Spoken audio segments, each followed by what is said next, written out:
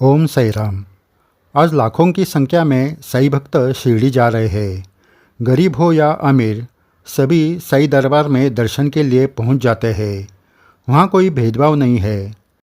पुणे में रहने वाले श्री लगाटी जी ने अपना यह अनुभव चेन्नई के नरसिम्हा स्वामी जी को 1937 में बताया था। वो उनके ही शब्द में आपको बताते हैं।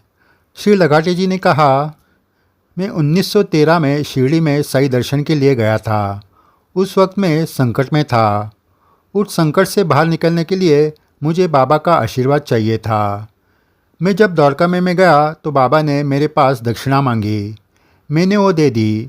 फिर बाबा ने कहा, नीम के बीज बोए हैं, अब उसका पेड़ बढ़ जाए तो उसको काट लेना। इसका अर्थ मेरे समझ में नहीं आया।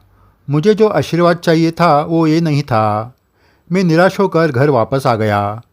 सच बात ये थी कि मैंने रिश्वत ली थी, इसलिए मुझे जुर्माना और जेल की सज़ा हुई थी। उस पर मैंने अपील की थी।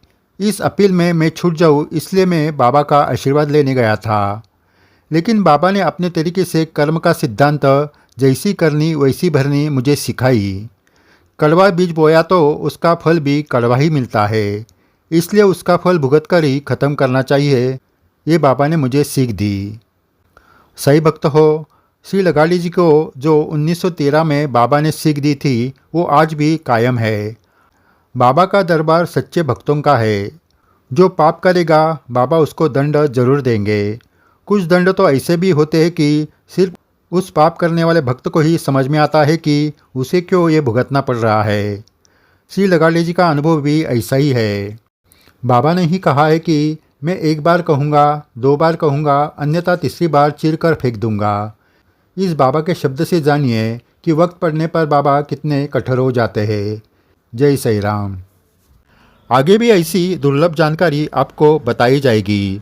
अगर आपने ये चैनल सब्सक्राइब नहीं किया तो ज़रूर कीजिए और वीडियो शेयर कीजिए। जय साई राम।